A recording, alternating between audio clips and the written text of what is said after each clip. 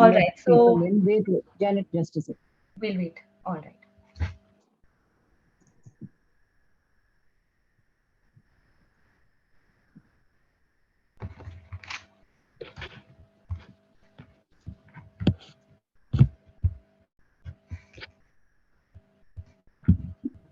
Yeah.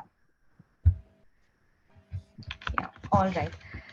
So I understand there are a lot of people who've joined in from different parts of the world. So very good evening as well as a good morning to each one. And thank you for joining in for this fireside chat that is being hosted by International Association of School of Social Work. This is on the occasion of World Mental Health Day. And the topic for today is also something that is the theme of World Health Organization, which is making mental health a global priority for all. I'm Janet Saldana, and I'm a counseling psychologist in India. I'm working with a digital healthcare company here in Delhi, in India. And I've done my master's in clinical psychology from Christ University, Bangalore, in India. With me joining this discussion is also two specialists from the field. My very first guest is Mr. David Rose, who is an associate professor in social work and director of learning and teaching at the Department of Social Work at University of Melbourne in Australia. He's also the president of the Asian and Pacific Association for Social Work Education and a vice president of the International Association of Schools of Social Work. He has about 20 years of experience as a social worker and has worked in organizational development, program design and evaluation, management and consulting roles in government and non-government organizations.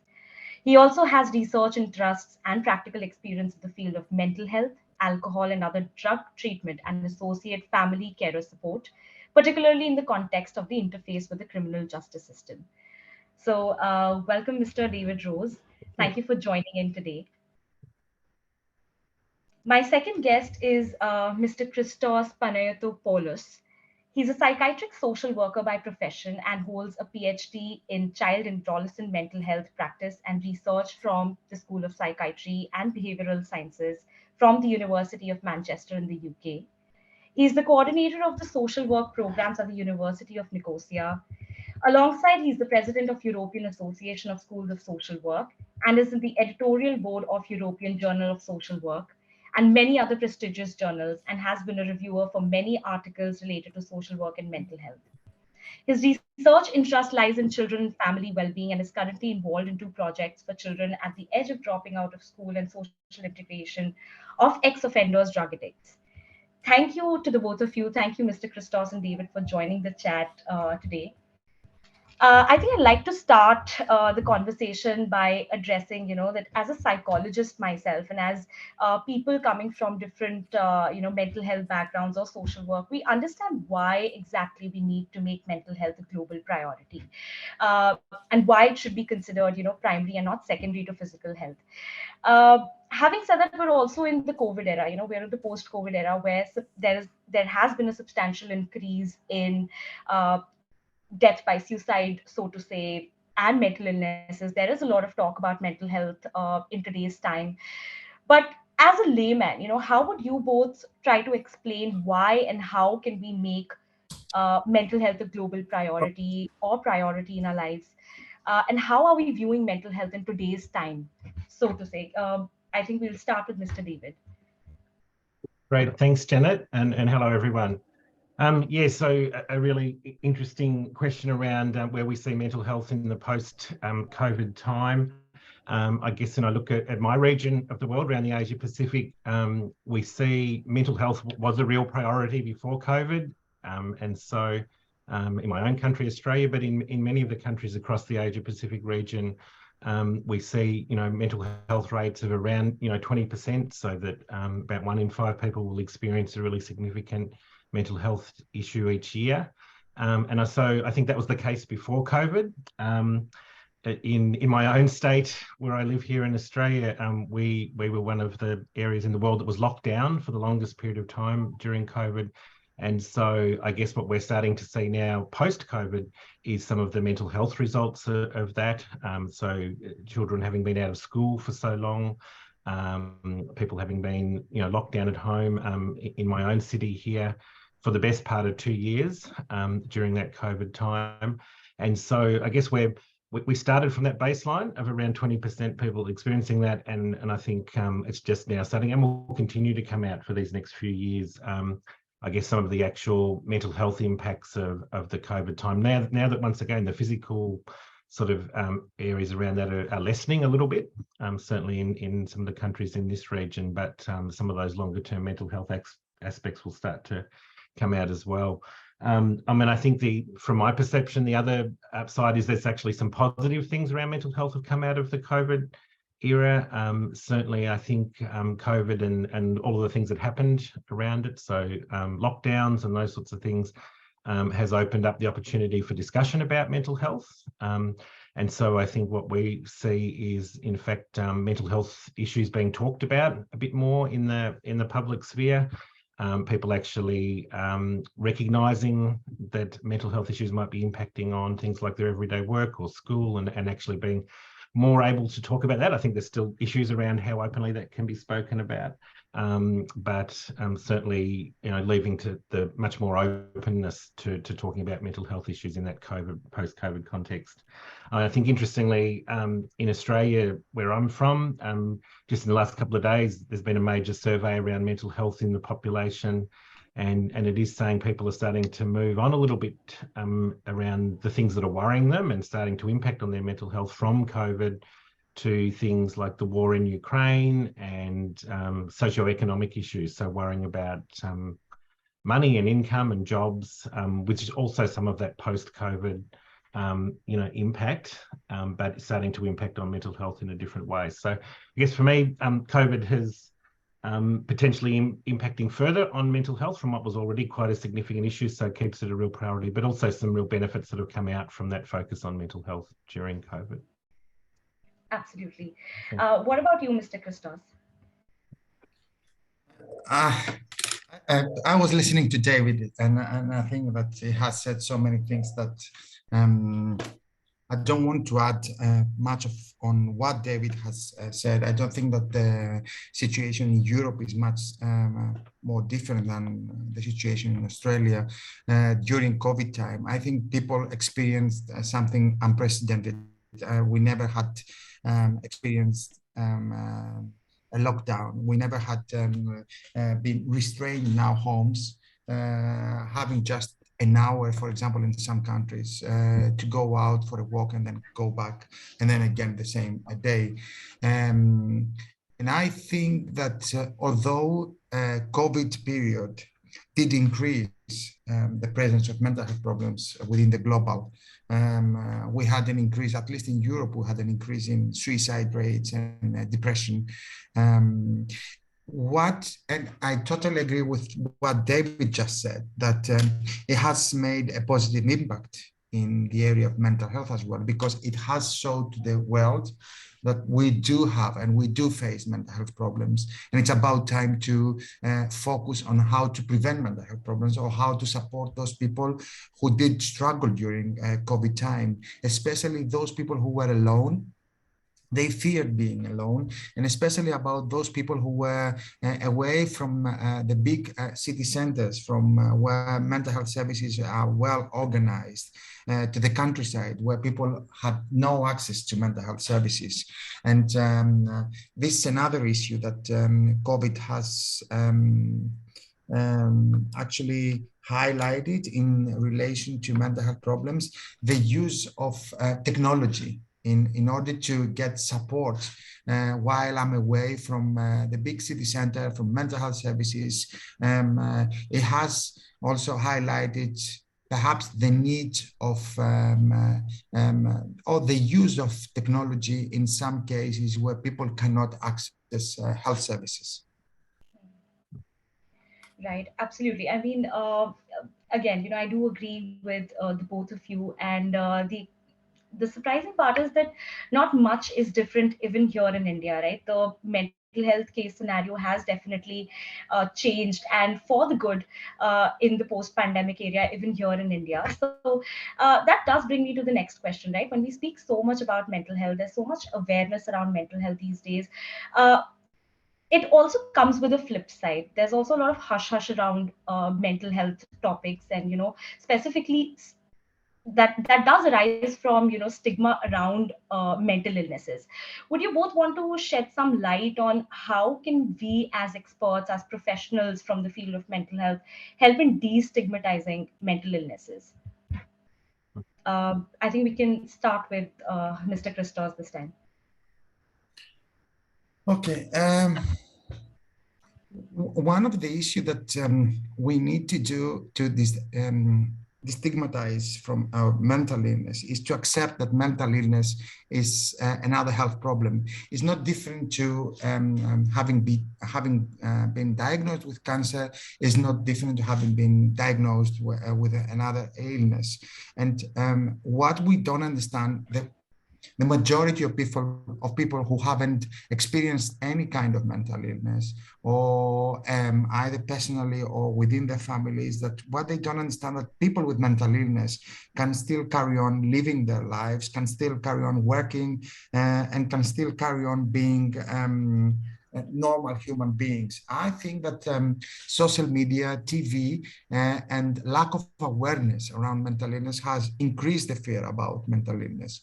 So one of the issues that we have to invest is that to actually educate people of what is mental illness and what is the difference between, let's say, being depressed and being a patient with psychotic symptom. And if I have been diagnosed with psychotic symptoms, am I the so-called danger people to others who can kill at any time? No, that's a myth. That's something that people, or let's say TVs or radio or newspapers like to put headlines on their newspaper that someone who has been diagnosed with a psychotic disorder entered a school and started killing other people.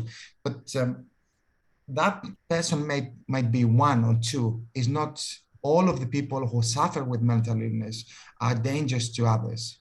So my opinion is that we need to invest in educating people from a very early stage of what is mental illness and how mental illness is caused, because we have mental health problems who are caused from social problems or from socioeconomic situation, like let's say pandemia or the financial crisis or the war that we experience right now. People are afraid of losing their families. They flee from their country and they have nowhere else to go. That can cause a mental health problem, but that doesn't mean that we are in danger of those people. So what I think it's important is to change the notion and the concept that those who have been diagnosed with mental illness are dangerous to others.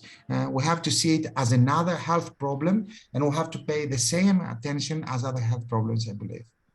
Don't forget that death from suicide is the 11th or 12th cause rate worldwide. So it's a health problem. It's a public health problem. Absolutely. How about you, Mr. David?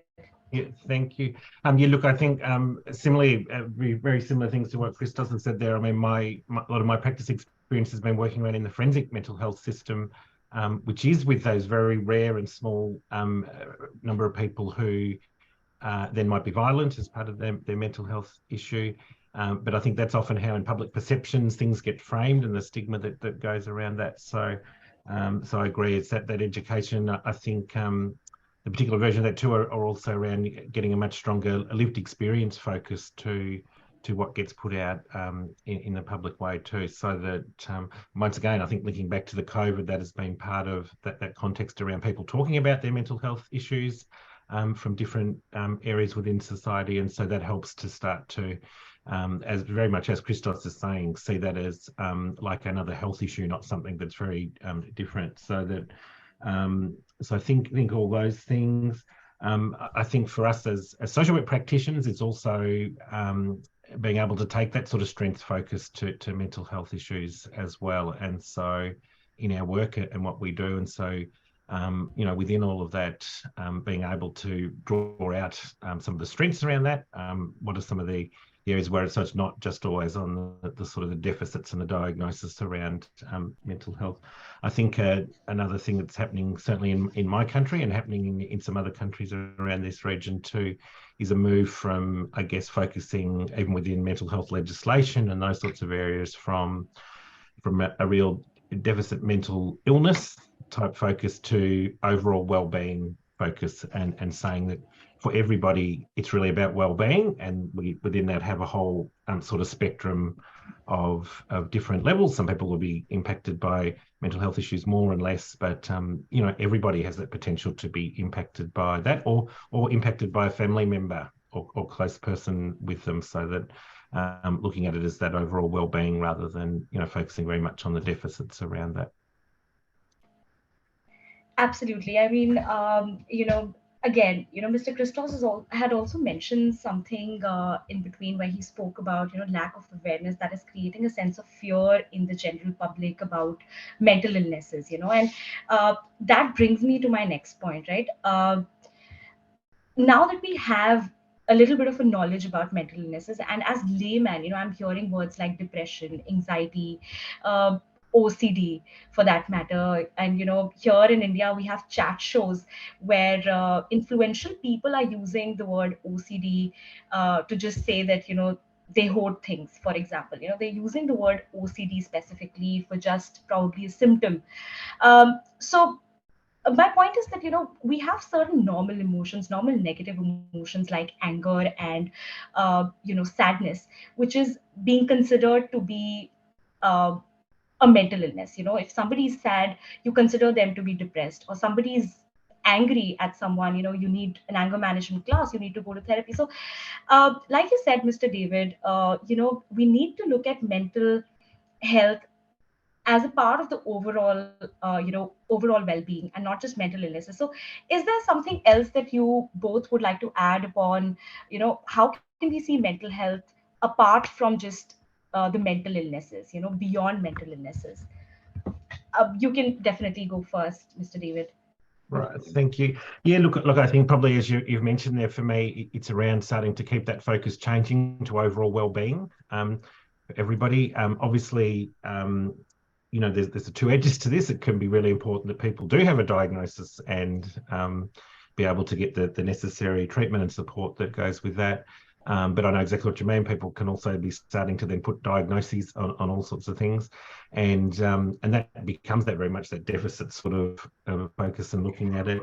So so I think probably back to Christos's point about the education and educating the community that it's about well-being and all of the issues that go with that, and so that you know, yes, people might be able to you know, self-diagnose from those different apps and different things that are on the internet, etc. I mean, I think it's like everything. There's a good side to that too. People can also self-educate and find out their own things. So it's around, once again, that sort of education that goes out around that. But I think the positive side of that being through those sorts of things, people can also see, you know, what are the sorts of things for everybody that's going to contribute to their mental health and well-being. So all those things they can do themselves, like, you know, exercise, nutrition and relationships and family, but also how those broader society things will impact on them as well. So so I think it's, once again, a two-edged sword. Good that people are talking about those things, and perhaps the education needing to keep happening around that. Right. How about you, Mr. Christos? Um, I totally agree with what David had just said. What I would like to add is also the fact that there are times where someone is feeling depressed, let's say, or if you ask someone, how are you today? Oh, I'm depressed. Although the description of his depressive symptoms has no relation to what is really being described as depression if we would open an ICD-10 book or a DSM-5 book.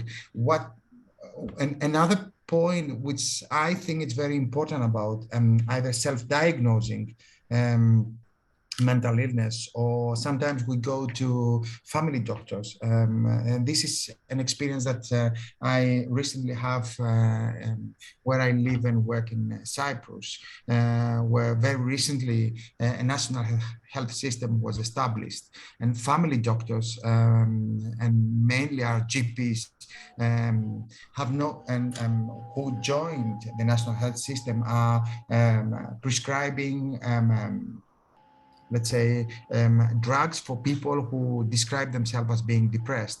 Although, and they are based, and they base their diagnosis, those GP or family doctors, to what has been described by a patient, which it may resemble to depression, but is not depression, because as David said, there are times during our life that we will all feel some depressive symptoms. That doesn't mean that we are depressed.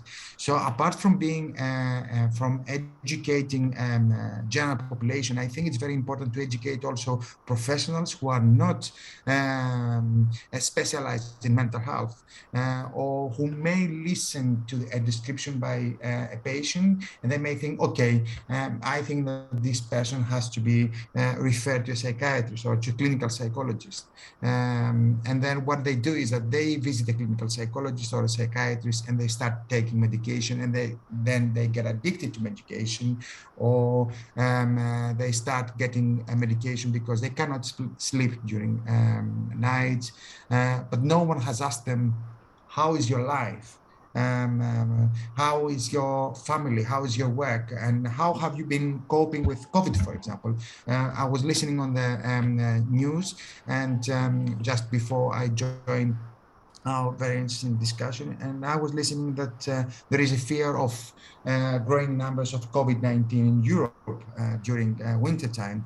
That may escalate things again. That may cause fear again to people that, oh, we go back and we will not be able to travel or carry on our normal life. So educating general population, but also educating professionals who are not specialized in mental health is very important. Absolutely. Before I get into the next question, I'd also like to announce that participants can post their questions in the chat box, and I can take them to the speakers. All right. So very interestingly, Ms. Christos, my next question was also going to be around, the exposure that we have in today's time to the news.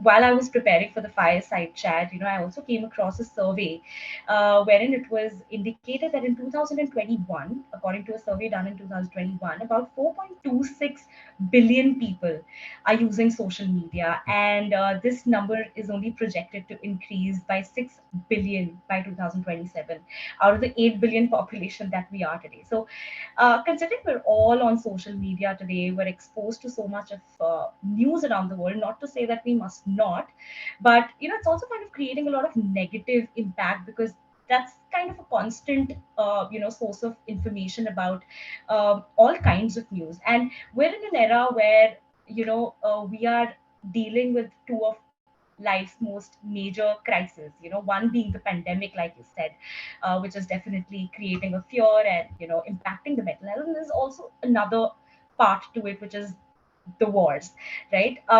Whether it be the civil war in terms of Palestinian versus Israelis, or the Russia versus Ukraine. We are also speculating World War III, so to say. How do you think that is impacting people's mental health, being exposed, and how can we as standards, as people who come from the profession of mental health, be a help to somebody who's facing those traumatic experience firsthand? Um, any of you can go. I mean, I think Mr. David can start.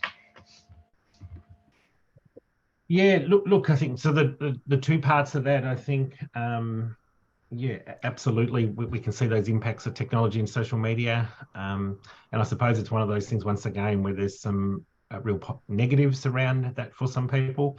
I certainly, with my own 13-year-old son, lots of issues and troubles around getting off screens and all of those sorts of things. So I think that's something we all struggle with, but then we'll find ourselves sitting there and spending lots of time on screens and looking at that. So I think, what goes with that, we also are starting to see lots of really great interventions that are done through social media and through apps and some of those different things around mental health. So sort of both some really positive aspects of that too as a way to intervene.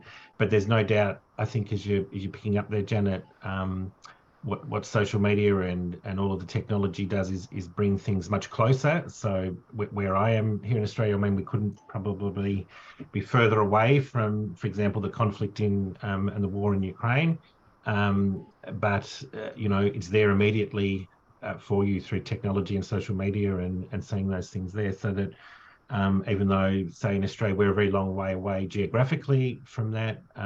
I think I mentioned earlier a mental health survey just done in the last couple of days in Australia saying that the war in Ukraine is a major worry for people and thinking around where that may go and starting to impact on anxiety and feeling those sorts of areas. So that the immediacy that brings, I mean, I think when we turn to Christos much closer, and the European sort of response around that is very much more there. But that social media and the web brings it very close to people all around the world. But as I'm saying too, we see different organisations in my context here who are doing some really amazing new apps and things that are designed around games and those sorts of things for young people to be able to do, which is very much focused on developing resilience and developing skills. So some really positive. So it's one of those things where it's very easier to sort of to demonize the social media and say, it just wastes our time and causes people. And certainly we know social media with young people can have those impacts around, both connecting, but also sometimes being an area where they will feel depressed around what's happening and comparing to others and all of those sorts of things. So once again, it's often some of those same things, but in a different medium now. And so it's needing to be able to manage that in different ways. Yeah. Right. Yes, Ms. Christos. Yeah, I think social media and mental health it's a huge issue, and it has become a huge issue since people have access to social media and since they use social media to, let's say, increase their to make them feel happier. And that shows that there is a gap in our personal life, and also that shows that there is a gap in our personal relationships. When we, for example, one of the things that I did notice, anecdotally, not through a research survey, that during COVID, I noticed that there were less selfie images of women in, let's say, in Cyprus, showing themselves, and not only women, but men, but mainly women showing their bags or whatever during COVID, because they could not go out and shop because all shops were closed. And I was thinking at that time that if we are using social media to make friends, to get likes and feel happier, to give some importance into our life. So that can have an impact, but also can have a negative impact, and have a major negative impact, because if I'm using social media to be liked, to show how beautiful I am, or try to engage with other people. And if that doesn't work, it may have an adverse impact on my life. So I think that social media, and especially what we see from studies that we have been doing, that more younger people get addicted to social media.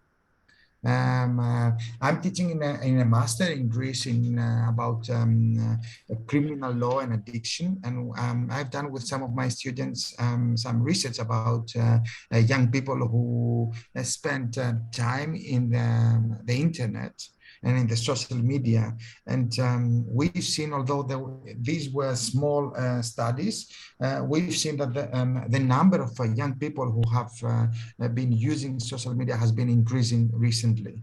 And that doesn't have to do with COVID. That has to do with the real sense of human relationship. And especially young people, when they cannot connect with their parents because of various problems, then what they do is they turn to social media because it's much easier. It's there. You have your mobile and you can enter a whole world. You can start talking with someone from Australia, from India, from the United States, although you are in Europe. Or you can upload a picture and you can get 1,000 likes and you may feel really happy, but you can upload a picture and you may get nothing and you may feel happy. So the use of social media, it can be good, but also it can be very dangerous. So, and there are many reasons for young people who have get addicted to social media. And these reasons, I think that lie on what's going on within the family system. And the more we use the social media, I think the more it shows within the family system that there is a gap between kids or young people and parents. There is a gap in the relationship. There is a gap in communication. And through social media, we think that, okay, I can communicate with these people. And I relate to what David says. I have two kids, one 16 and one 12. And I mean, my daughter was describing me an experience with social media, and I was so I have to say I was really impressed and in the negative aspect that she was so affected by something that she was describing and she was so into it. And I thought that, okay, we need to sit down and discuss what's the use of social media. And there is a positive aspect of using social media or learning through social media, but also there is a negative aspect because it can drag you down to a path that you may not be able to get out of it. Absolutely, absolutely. That's I'm unable to kind of recall the name of the series, but it was all about the negative impacts of social media. If I get reminded, I will speak of it. But um, just getting on to the next topic, both of you do have some substantial research and some practical experience also in the area of substance use and addictions, and you work with family members and caregivers of addicts as well. Would you want to throw some light as to how family members who support this kind of population, family members or caregivers of addicts, how do they kind of also preserve their mental health along with supporting this population? Do you have anything to say about that? Let's start with you, Mr. Christos. Okay, how do we support family members to preserve their mental health, you mean, within the family system? Right. It's families are systems, and systems are get affected by many factors. They get affected by factors that do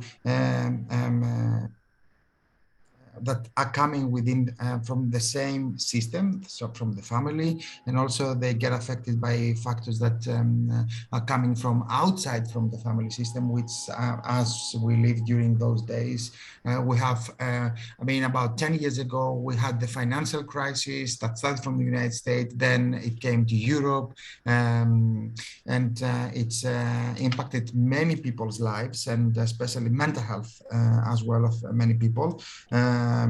They got devastated by losing their fortune or their life savings, and they ended up committing suicide because they could not stand that.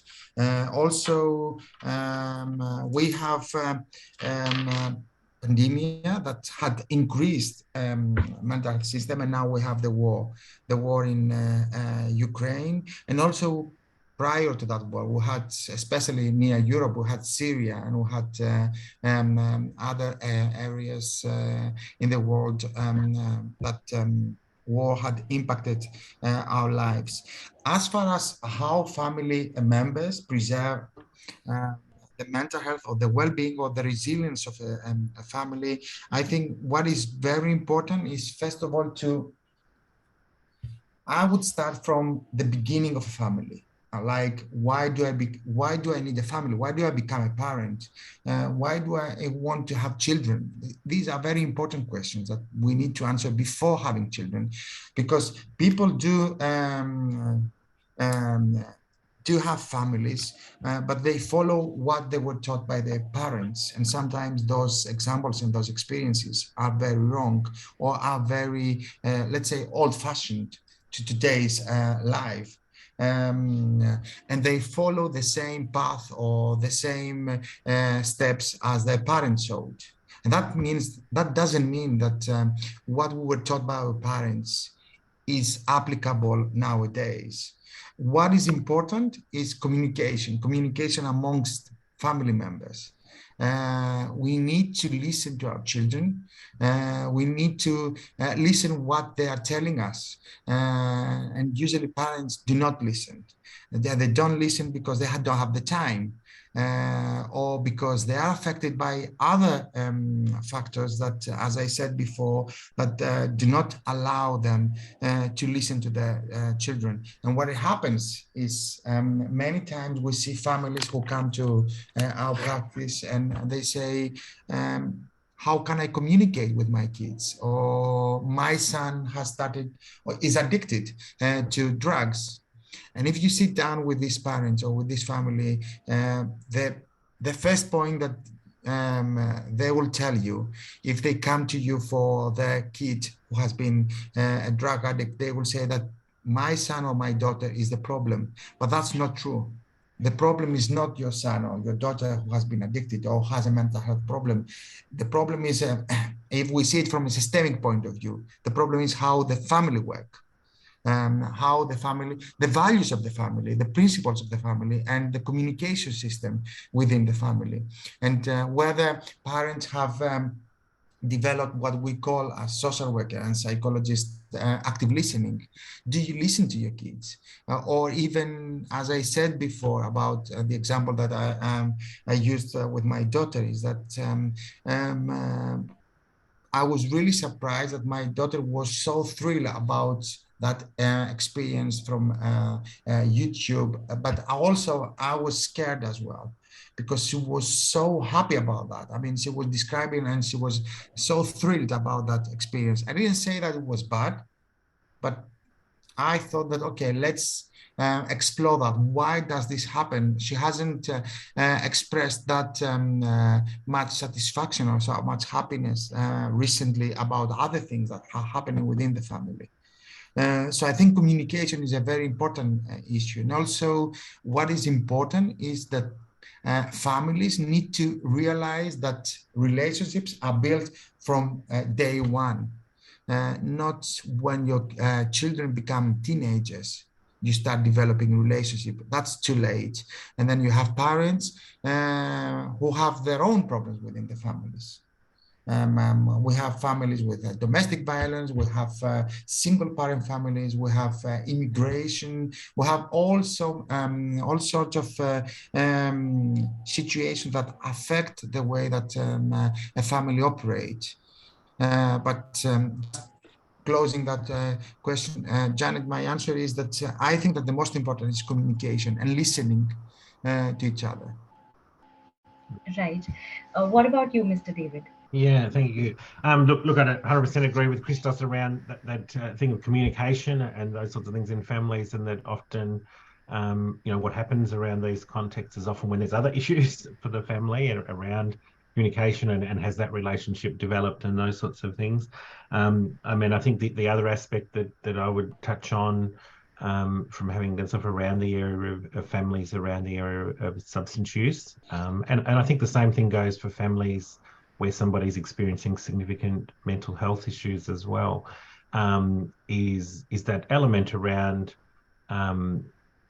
particularly for us as social workers, if we look at the person in the environment of their family and the systems and the communication, that's really important. But I think too, often sometimes recognizing, family members often have needs in their own right as well. And so particularly in the area around drug use, often very distressing for other family members. So once again, them needing education around what's the nature of drug use, what's this all about, what's going to happen with this. You know, I think from having worked in that area, the same as Christos said, you know, that very common thing of a parent or other family member coming and saying, look, I'm really worried about my son or daughter or whatever, who's using drugs and what's going to happen with them. I'm really frightened around what's going to happen.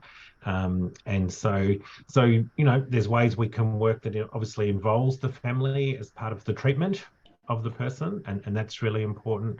But I think from the work we've done, and certainly also looking, I've done research around the siblings of drug users, and what are the issues for them. Quite often it's recognizing that they have their own support needs as well. They might be really helpful as far as the treatment goes too, but they also need those education and support around what's actually happening. So I think particularly for us as social workers, recognizing that system of the family and those different needs of the different elements of it is really important. Right. Thank you so much. And I think I also wanted to ask very specific questions, considering you both have your own areas of research and expertise.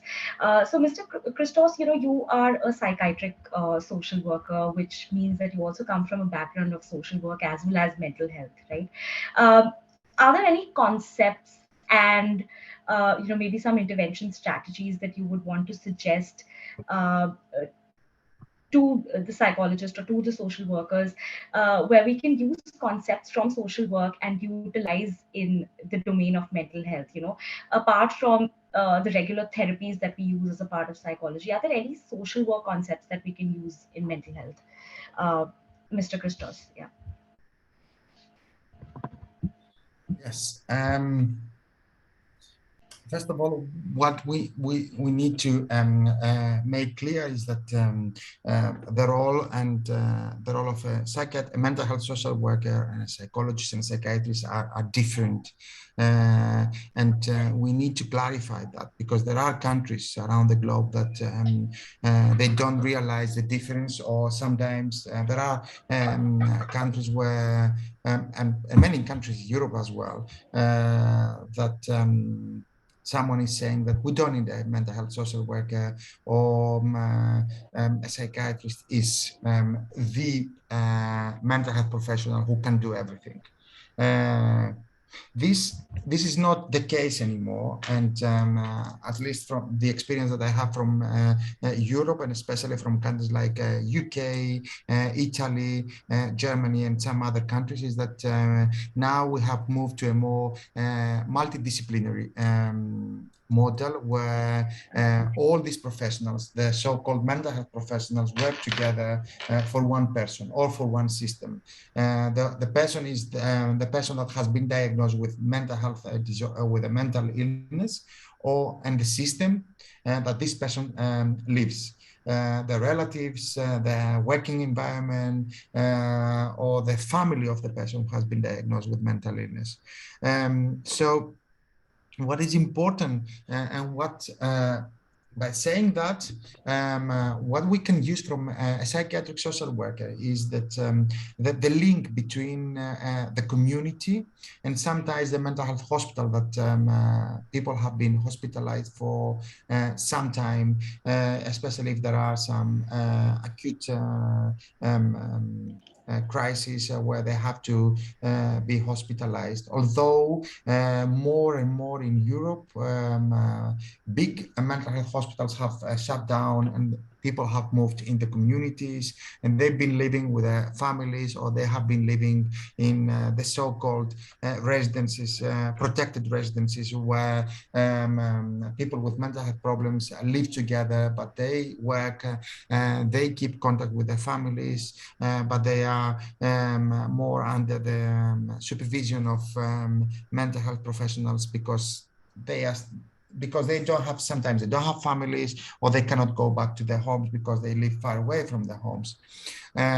So I think that a social worker can be the link between those institutions and the community, the link, especially the link between families.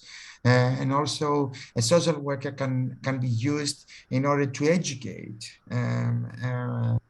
relatives of people with mental illness on what is mental illness, what are the symptoms. And I'm not saying we're psychiatrists, but there are many times that psychiatrists do not explain to families and relatives what are the symptoms, or they don't tell them whether they should be afraid or not afraid, whether they should be feared, or how they can deal with a crisis. So what they do is that they prescribe medications, and they tell them, okay, if you follow this treatment, things will be better. But when we have a crisis, we don't know how to deal with the crisis. This is where social workers, I think, can come. They can be like an advisor, or sometimes a mediator between mental health services and community and families. And they can support also mental health patients and their relatives, especially about the effects or the impact that mental illness can have into a person's life. People lose their jobs, they lose their families, and they want to go back to their normality after they are hospitalized or after they go back to the society. This is where social workers can play an important role. They can coordinate services. They can link those people with many other services, with NGOs, with public mental health services, or even they can link families, and they can provide information or where to go. For example, they can refer them to a psychologist, or they can refer them to an NGO, or to attend a group of relatives of people with specific mental illness. So I think that a social worker can have a multi-role, cannot be a therapist as a psychologist. Of course, we provide therapy in a more broad sense, therapy of many other problems. But I think that the most important role that I can see to a social worker in the mental health arena is this link between mental health service and institutions, with the society, with the community, with the local community, and also the link with many other services that social workers can do that. They can use their networks to help people with mental illness, or they can use their networks to help family and relatives with mental illness. And very important as well, as I said previously, is to develop groups of psychoeducation where people can learn what is mental illness, what are the symptoms, how to deal when there is a crisis, and whether we should fear of living with a person with mental illness or not. This can happen also if we work in a multidisciplinary setting. And saying multidisciplinary is working with psychiatrists, psychologists, with other disciplines all together, because our aim is to support the person and the system. It's not our aim to show that who is better. Right. This is the old-fashioned psychiatric model that doesn't exist in the most developed mental health countries, and it has shown that the social psychiatry model it's much more helpful for all these people. Absolutely. I mean, like you said, that it's also high time for people to realize that, everybody has their own roles and responsibilities in the profession that they are, right? And like you said, that, not to say that a psychiatrist is better than a psychologist, or a psychologist is better than, psychiatric social worker. I think, like you said, everybody has, can play a role together in improving somebody's mental health. And I think the next question is towards Mr. David. I'm also keeping a tab on the time, considering we have 10 minutes left. So I'll ask a few more questions, and we'll wrap up the session, and also leave the chat box open for some questions from the audience. But before that, Mr. David, I'd like to ask. You have again research as well as practical expertise in also trauma and post-traumatic growth. Do you want to take this time to shed some light on post-traumatic growth, because that's something that's less spoken of? And here in India, people, I mean, also I mean, all over the globe, in fact, they might also tend to kind of confuse resilience with post-traumatic growth. Do you want to speak a little bit about that? And are there any interventions for post-traumatic growth as such? Yes, thanks, Janet. Yeah, look, I think post-traumatic growth is, as you say, not a widely sort of known concept. And so very much post-traumatic growth is around looking at the sort of positive transformations that come following a traumatic event. And so I've looked at that a lot in the area around, once again, families and substance abuse, also with my colleague, research led by Professor Lou Harms, around looking at post-traumatic growth following bushfires in the Australian context, so natural disasters, very highly traumatic events. And so I guess at its very everyday understanding of post-traumatic growth, it's really just saying what we observe after traumatic events is that, yes, absolutely, people experience the very negative consequences, so the traumatic results of that event. But in fact, what we also start to see for people is there's often growth opportunities that come from that traumatic event, so that that the post-traumatic growth concept as it is sort of seen to have these 5 different dimensions, which is sort of things like a realization about people's own personal strength, a sort of orientation of their view about how they relate to others.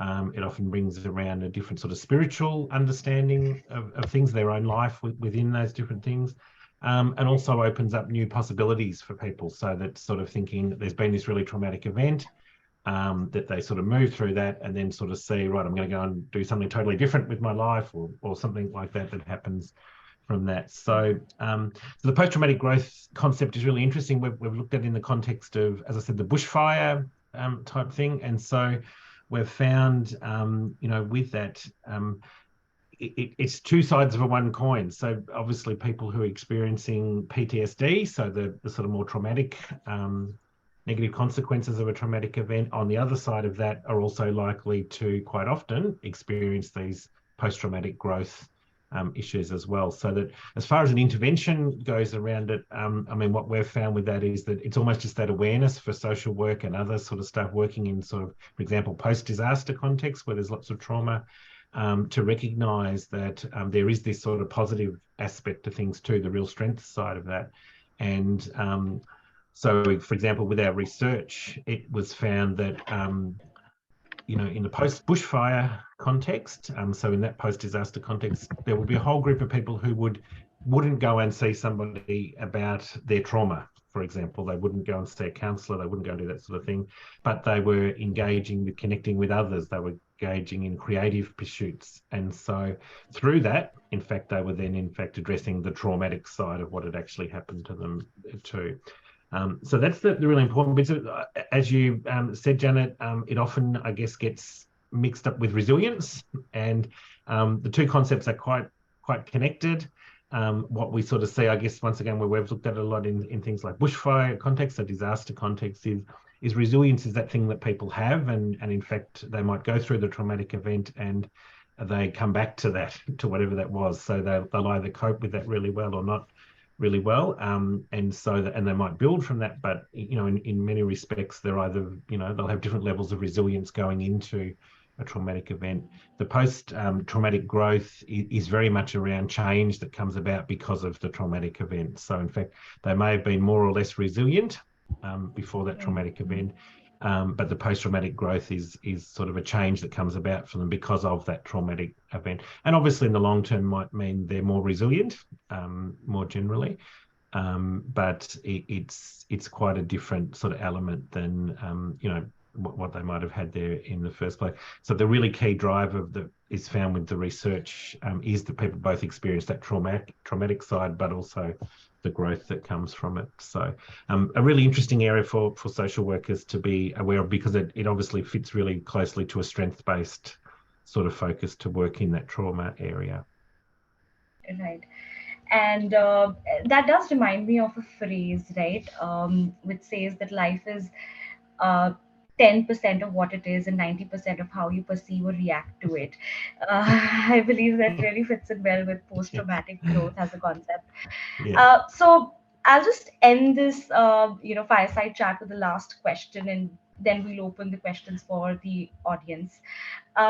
Is that, we've spoken so much about mental health up until now, and we've been talking about how there's so much of awareness that has come about in the post-COVID era about mental health. But I clearly remember, per se, specifically in India, when there were talks in the air about mental health, and it grew by a large number when the Mental Health Care Act was passed in 2017. Where uh, there were clauses like that mental health or mental illnesses will also be a part of insurance policies, that will be covered under insurance policy. So people started taking mental health very seriously at that time. So uh, this is just an example of how mental health took a boom here in India. But what do you both think we are lacking as a society globally? What are the key areas that still require us to work on? Where are the areas that we need to take more action, and are there any gaps in mental health care even now? We can start with you, Mr. Christos. Okay. Wow, that's a question for a conference, Janet. I think that first of all, COVID showed that there are gaps in mental health services. And there are gaps, especially as I said in my initial answers in one of these questions, that especially people who live away from the big city centers and where mental health services are gathered. So they live in the countryside. We need to find ways of supporting those people. I mean, we cannot ask those people to drive 1 or 2 or 3 hours from the place to come for an appointment of 50 minutes. So this is one area that has to be developed as far as mental health concern. The use of the correct use of technology in order to support those people who are in need of mental health services, but they are not able to reach them because mental health services are not accessible to the general population. And don't forget that we may have 3 general hospitals in the city, but we don't have 3 general mental health hospitals in the city. We may have 1 small hospital, or in the most developed countries in the world, most of the big mental health hospitals have been shut down for many reasons. The other area that we lack is early prevention. And that's an area that we lack in many areas in social welfare, but I think especially in mental health, because as I initially said, we believe that mental health is something different to other health problems, and we stigmatize by doing that. So because we don't want to discuss about that, we keep it under the carpet, as we say in my country, and we keep the problem under the carpet. And because we do that, we don't invest as states, as countries, in mental health. We don't make mental health as a priority. So if we are talking about resilience in schools, if we are talking about resilience in families, then we start doing what I just said. We start investing in the prevention.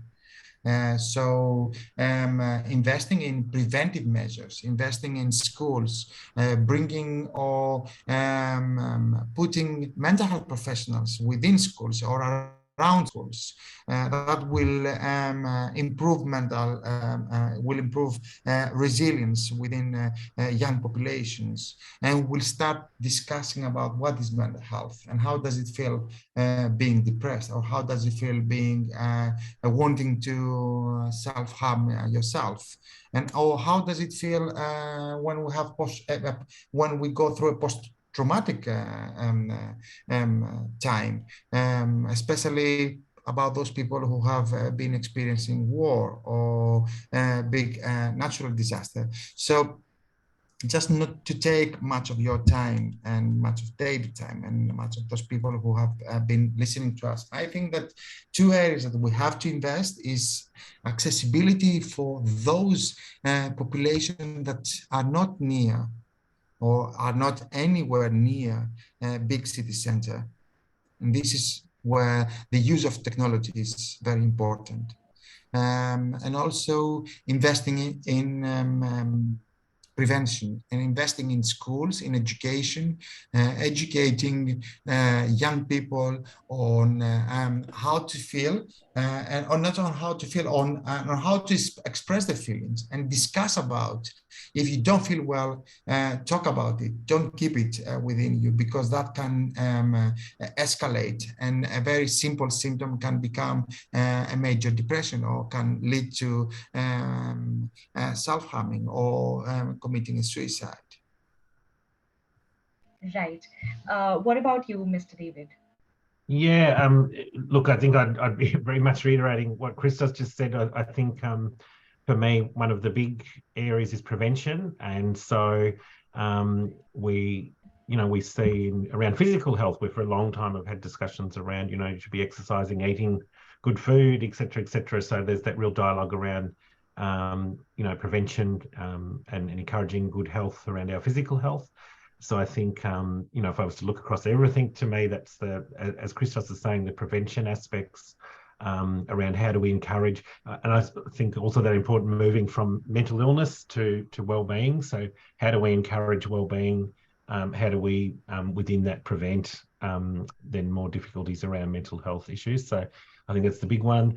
I think that we're looking at this as a global sort of trend. If I look across my region of Asia Pacific here, just like I think picking up what Christos says, even within a country where there's often disparities around access to mental health treatment, then across my region, there's obviously very different levels of both access to the most basic mental health treatment, in fact. So I think, as you're saying, Janet, in India, when legislation came in, that then changed elements of that. And so if we look across our Asia Pacific region, lots of differences between different countries as to how mental health issues are treated. So that I think, for some of those areas, not only prevention, but in fact getting down to providing some of that very basic treatment and sort of core mental health treatment within that. So I think it's those disparities, but absolutely, across the board, the prevention aspect, I think, is the big next step for us to be taking. Absolutely. So I think with this, we come to an end of this fireside chat. If there's anybody who'd like to ask questions to the speakers, they can put it in the chat box, and we can address those quickly.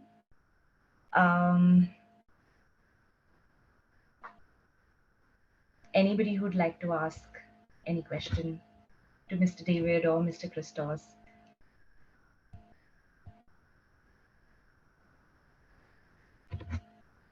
Can I make a comment? I'm from Bangalore, India. All right, sure. I am a psychiatrist. Yes, I was the editor of the World Health Report 2001. So I have some, the point which I want to make is that all our efforts are talking about illness. And illness has a historical background of deviancy, restriction, controls. And I think we need to move away. Already it's occurring. Very interestingly, today, rather in the last 24 hours, one of the leading advocates of mental health, the film actress Deepika Padukone, made a very brilliant statement that we should move away from hospitals to gyms approach. That means gyms which are accessible, which are acceptable, which are usable, and which are usable when you don't have problems, you do it for your benefit. And I think this is the change that needs to be done, that is move from the deviancy model to normalcy model. And we have been doing it with the caregivers, people living with cancer, and I put on my blog as well as the email. Very interestingly, I just want to take one more point. The latest issue of the Journal of American Medical Association has an editorial called Hidden Factors Associated with Poor Health Outcomes, October 3rd. Very interesting point they make is that, I'll just read 2 sentences. A clear example of a comprehensive approach that achieved meaningful results is the economic supports provided through the COVID-19 pandemic achieved more than what decades of targeted bureaucratic efforts have failed to do. They're talking about the economic impact payment and in America. So similarly, we have seen in COVID, it's not uniformly affected the mental health. People who are lonely, people are people who are positively, like people who are exercising, people who are spiritual, all this data is available out in the open.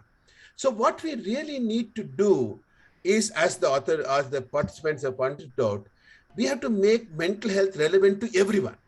I use this example of beauty parlors. If you said beauty parlors are for ugly people, will anyone go there? What does beauty business do? They say you can use this oil, you can use this powder, you can use this vitamin, and you look beautiful. And when you want to be more beautiful, you come to me. Mental health never does that. We are all this time saying that, no, we must take services. Again, New York Times has a beautiful article 2 weeks back where they said services is not the solution. Services alone is not the solution. It's not that services are not important. I think we need to move the whole discussion.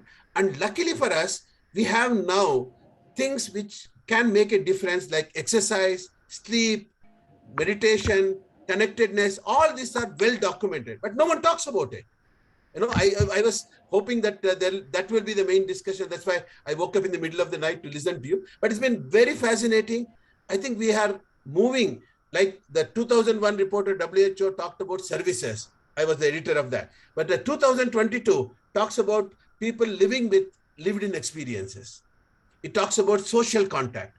I say that we need to go one step further to make everyone think of mental health every day and make it an essential part of it. Then when they have a problem, they will not have stigma to go and seek help. And the society will be better. Last comment I want to make is there are a lot of social resources.